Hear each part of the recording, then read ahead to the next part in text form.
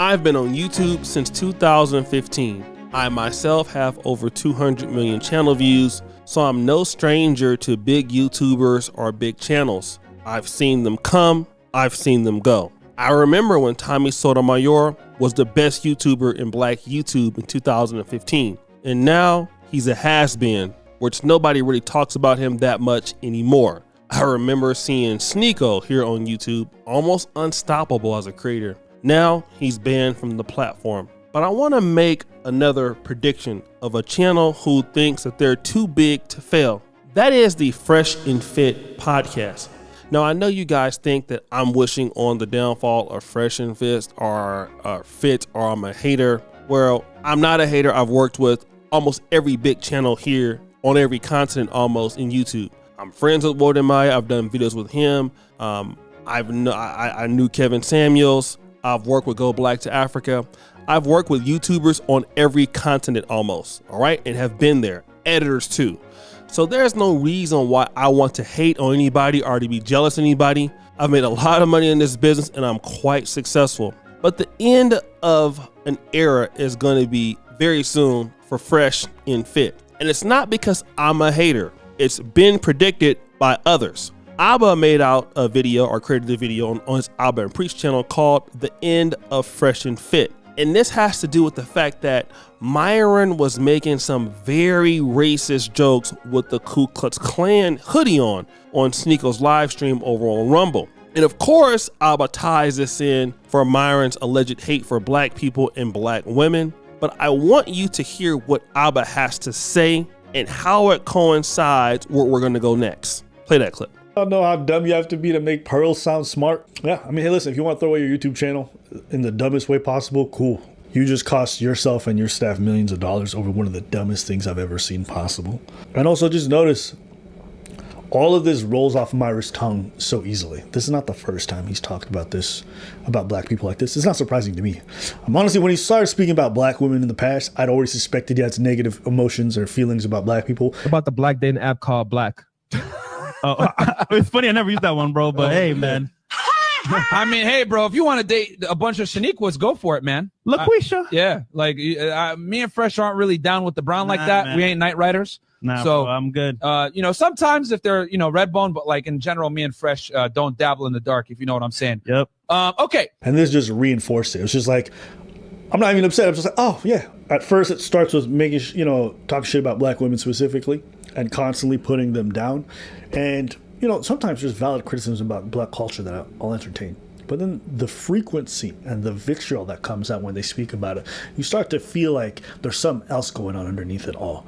And then when it comes to people like Myron, even though you can never point to it directly, because it's rare that it's this overt. So you can't really point it out, right? Everyone tells you, no, it's not there, it's not there. Even though you have a feeling, you know what I'm saying? You have no... But now you have it in full in front of you. This guy is considered the leader of the Red Pill. And you're seeing how this disseminates to a lot of his followers. That kind of hatred that he has for Black people is instilled in a lot of the things that he actually preaches. You can't tell because it's not overt, but it's in the undertones if you understand what's really going on. That's why when I saw the previous one, even though a lot of people said, no, it's not racist, it's not. It's like, you really think that? I know it is. I know what he means when he says the warrior gene. I know what he means when he says monkey. I know why he's using it specifically for a Black individual. But plausible deniability gives everyone the ability to be like, no, that's not what he meant. That's not what he meant. But with this stream, you just see everything that I believed and pretty much knew is confirmed. You see, this video was just recorded just a month ago, June 2nd, 2023. And at the time I'm recording this right now, it's 4:41 in the morning East African time, and it is July the 10th, 2023. But nonetheless, the clip that I'm going to play holds a lot of weight of Abba's prediction just 38 days ago. If you don't believe me, I want you to see the dynamic. There's almost an all Black female cast, and I want you to see in front of Nick Fuentes what Myron does. Let's play that clip. We got it. Like I said, there's a big difference between people get canceled for uttering the word versus directing it at somebody in a hateful way. Why you look at her when you say that? I'm looking at the group. You people are so sensitive. You people, I'm being facetious. You want to export and give it to you.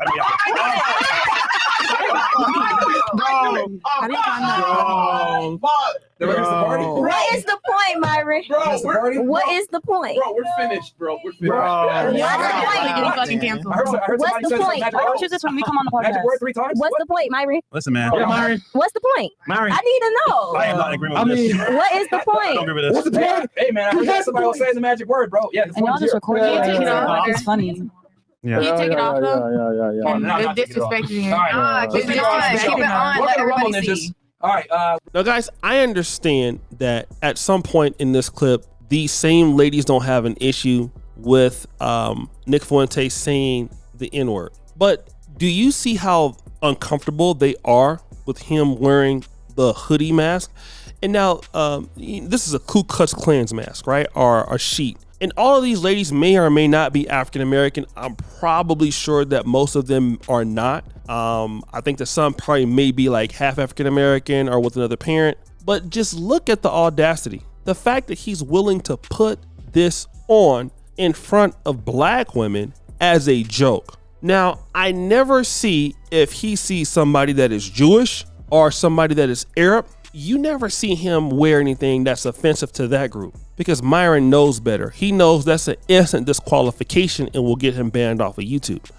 But he's understood something that many of us know. If you go after black people on social media, they are defenseless. And it's a great thing to appeal to the white racist clowns like Nick Fuentes because Myron is not much different than Nick Fuentes, except that he's Sudanese.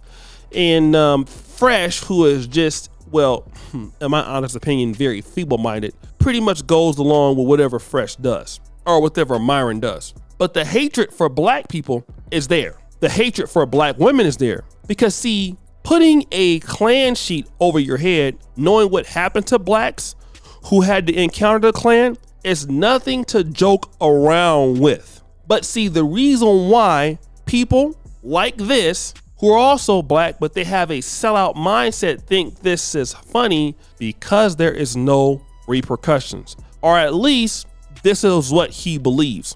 And I've noticed this with certain YouTubers when they start getting money and fame. You see, there was a situation that happened with Fresh and Fit about 2 years ago. And when I was living in Poland, this was right before Kevin Samuels passed away. And of course, they were going full steam with the war with Alba and Preach. A much larger YouTuber than me really had a belief in Fresh and Fit and believed that these are some young guys who just needed some mentorship. And he asked me, would I be a mentor for Fresh and Fit? Now, it was not like a mentor as far as how to grow your channel or anything like that. I mean, obviously at that point, they already had a good formula. But being a mentor to keep themselves out of trouble. And what I have noticed about Fresh and Fit is the more they have grown, the more ridiculous they have become. Almost like Sneako in a way. At a point where Sneako started growing up more, the more risk he took with his channel, the more crazy he got. It's almost like Andrew Tate, you know. They started doing this to get more clout and saying more egregious things that could get you kicked off of a platform.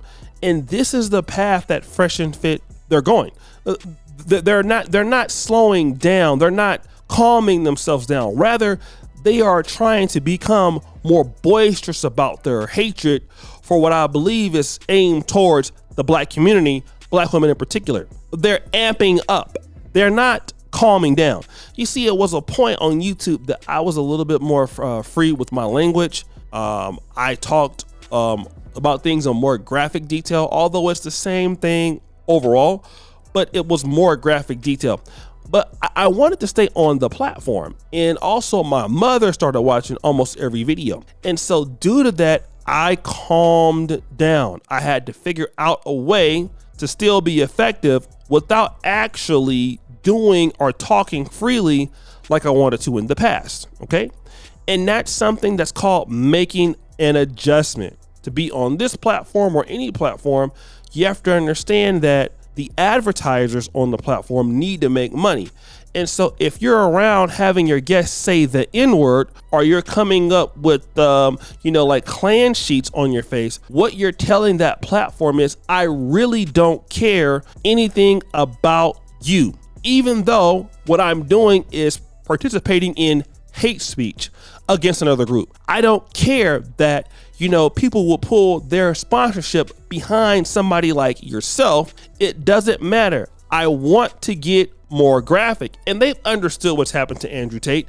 They've known what's happened to Sneako, but the issue is they don't feel like it will happen to them. But if they keep on this path, it is all but certain that Fresh and Fit will be done on the platform, because nobody is too big to fail. Coming after people, doing salacious and hateful things like that is one of the best ways to get your platform snatched from up under you. And if you don't believe me, like the old folks say, just keep on living. If you want to hate black people, that is fine. That's completely up to you. It's fine if you want to do that. It's not fine to me, but I can't change your mind. But to express it is something different. At least if you are hateful towards a group, keep it to yourself. But now that you want to express yourself, you will give people some ammunition to fight back towards you. And sometimes you lose those battles and wars. And all it takes is for one time for you to lose that, there goes everything. Because nobody will sponsor you and you will be on Rumble with your boy Sneako. But guys, what do you think? It's your boy, O'Shea Duke Jackson, back at it again